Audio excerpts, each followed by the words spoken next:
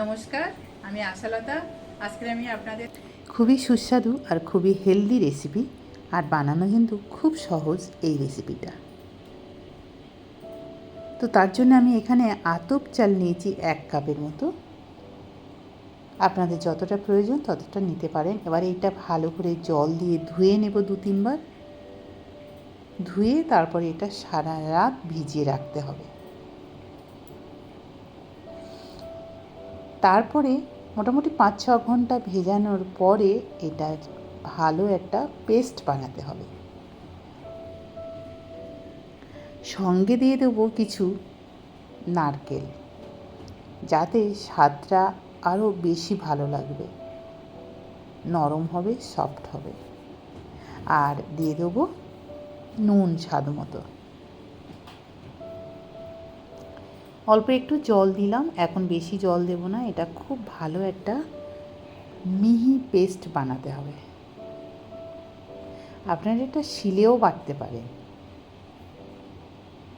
এবারে এই ব্যাটারটা হয়ে গেছে। এবার এর মধ্যে প্রয়োজন মতন একটু জল দিয়ে ঠিক ব্যাটারের থিকটা এরকমই করে নিতে হবে। খুব পাতলা নয় আর খুব ঘন নয়। ব্যাস এরকমই হয়ে গেছে। আমাদের ব্যাটার একদম রেডি। এবারে একটা তাওয়া গরম করে নিয়ে অল্প একটু তেল ব্রাশ করে নিতে হবে।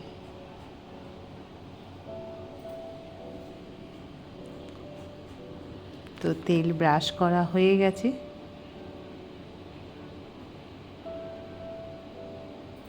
আমি ছোট ছোট করে করছি, আপনারা আপনাদের প্রয়োজন মতন করতে পারেন।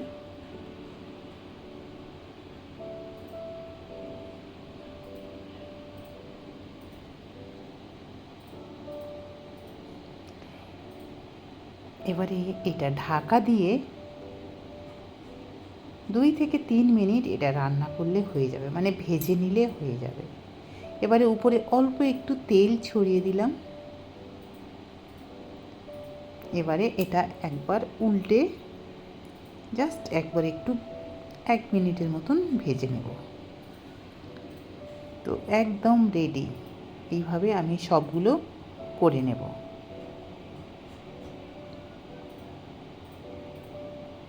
কত সুন্দর জালিদার এই রেসিপিটা হচ্ছে, ধোসার রেসিপি। খুবই নরম, খুবই সুস্বাদু। এইভাবে সবগুলো ভেজে নিলাম। এবারে চাটনি রেডি করব। তার জন্যে কড়াইয়ে রিফাইন তেল দিয়েছি, আর দিয়ে দিচ্ছি ছোলার ডাল। এখানে 2 চামচ ছোলার ডাল, 2 চামচ বিউলির ডাল। এটা আগে আমি ধুয়ে শুকিয়ে রেখেছিলাম। এবারে এটা দিয়ে ভেজে নেব। ভাজা ভাজা হয়ে গেলে তাতে দিয়ে দিচ্ছি একটা পেঁয়াজ বড় করে কেটে নেওয়া, কিছু রসুনের কোয়া দিয়ে দিচ্ছি। এটাও হালকা করে ভাজতে থাকবো, একদম যেন পুড়ে না যায়, হালকা খালি ভেজে কাঁচা গন্ধটা যাবে। তারপরে দিয়ে দেবো আদা। আদা কিছুটা কুচে নিয়েছি, আদাটাও হালকা ভেজে নেব।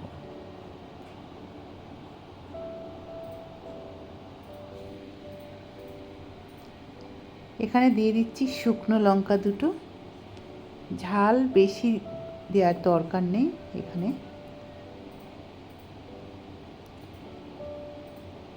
কেননা নারকেল দিয়েছি ধোসাতে, আর ওটা একটু মিষ্টি মিষ্টি খেতে। আর কিছু টমেটো দিয়ে দিলাম। টমেটো দিয়ে হালকা ভেজে নেব 1 থেকে 2 মিনিট। একটু নরম হয়ে যাওয়া পর্যন্ত খালি সময় দিতে হবে। এবার স্বাদ মতো নুন দিয়ে দিতে হবে। টমেটোগুলো নরম হয়ে গেছে।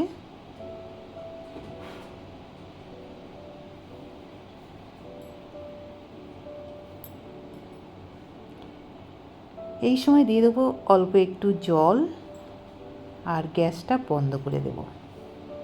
এবারে এটা ঠান্ডা হওয়ার জন্যে সময় দিতে হবে।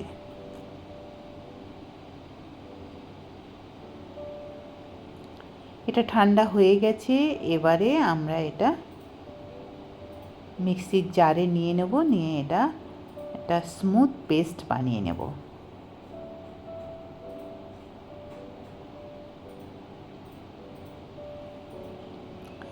এবার একটা বাটিতে এটা ঢেলে নিলাম পেস্টটা।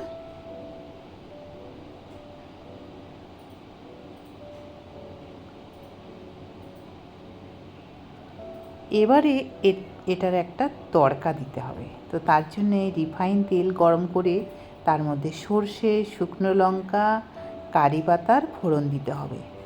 একদম খুব গরম গরম যখন হয়ে যাবে ভাজা, তখন এর মধ্যে তড়কাটা দিয়ে দিতে হবে। ব্যাস, চাটনি একদম রেডি। এটা আপনারা ইডলি ধোসার সাথে ব্যবহারও করতে পারেন।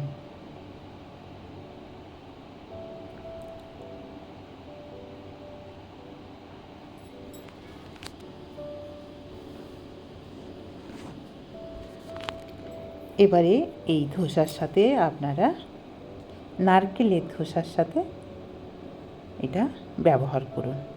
আশা করছি এই রেসিপিটা সবাইয়ের খুব ভালো লাগবে। বাচ্চা থেকে বড় সবাইয়ের খুব পছন্দ হবে। খুব সুন্দর নরম নরম সকালবেলার হালকা ব্রেকফাস্ট, বিশেষ করে এই গরমে। কেমন লেগেছে জানাবেন কিন্তু।